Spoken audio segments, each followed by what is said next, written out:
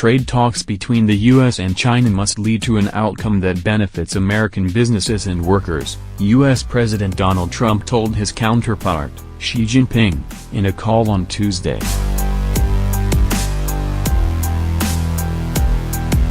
Xi in turn called for continued communication during their escalating trade dispute to achieve a mutually beneficial result rather than a much-dreaded trade war.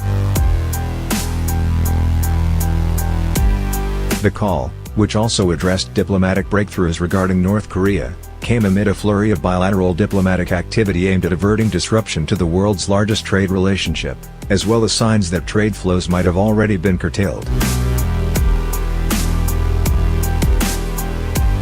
Trump affirmed his commitment to ensuring that the trade and investment relationship between the United States and China is balanced and benefits American businesses and workers, according to a readout of the call provided by the White House.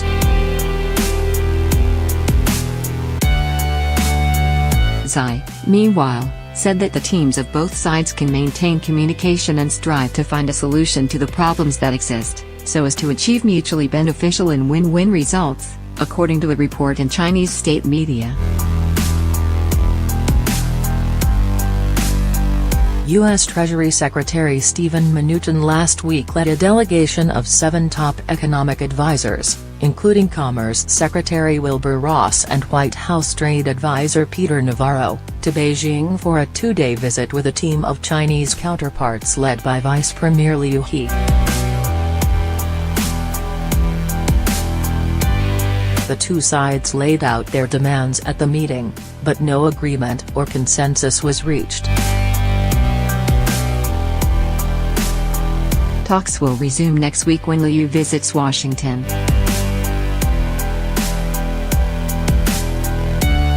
Some analysts, including David Lampton, professor and director of China Studies at Johns Hopkins and the former president of the National Committee on U.S.-China Relations, have said the close timing of the high-level bilateral talks is cause for optimism, but that Beijing will not likely concede on at least one important U.S. demand. Mnuchin's delegation last week asked their counterparts to halt subsidies for industries under Beijing's Made in China 2025 plan, an initiative involving state-financed support for advanced technologies in aerospace, medicine, robotics and other industries. With Liu coming again to Washington, it is encouraging that the two sides find something to talk about after the loggerheads' visit of the Americans to China last week, Lampton told the South China Morning Post. Nonetheless, Washington's bottom line seems to be ending China's industrial policy, and I see virtually no way Beijing is going to agree to that. The Trump administration is aiming at the core of the China model.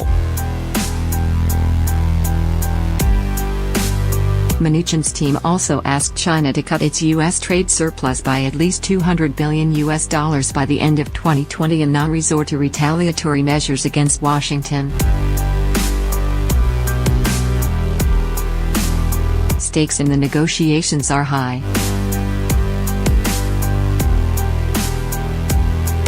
Each side has announced tariffs to be levied on $50 billion worth of annual imports from the other, and Trump has threatened to target an additional $100 billion of Chinese imports.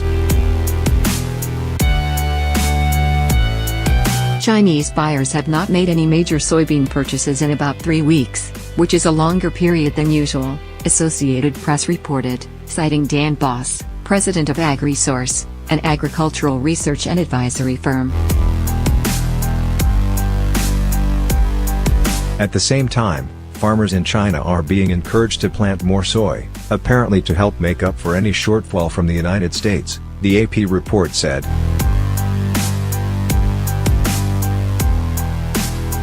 Soybeans are the largest single commodity the U.S. sells to China in terms of value. At $14 billion, they accounted for about 9.2% of the U.S.'s total 2017 exports to China, and nearly three-quarters of the value of its agricultural product exports to the Asian country. The escalation began as an effort by Trump to reverse the trend of rising trade deficits the U.S. has with China, which hit a record $375 billion in 2017 and has continued rising this year. U.S. Trade Representative Robert Lighthizer, who was in Beijing as part of Mnuchin's delegation to Beijing last week, will need to decide whether to delay implementing the tariffs on Chinese goods, revise the list of targeted products, or proceed as announced after a period of public comment ends on May 22.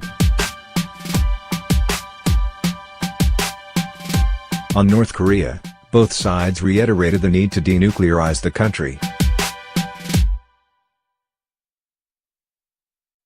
Xi Jinping reiterated China's position on the Korean Peninsula issue and emphasized that China supports the U.S. and North Korea leaders' meetings, according to the state-owned China news service.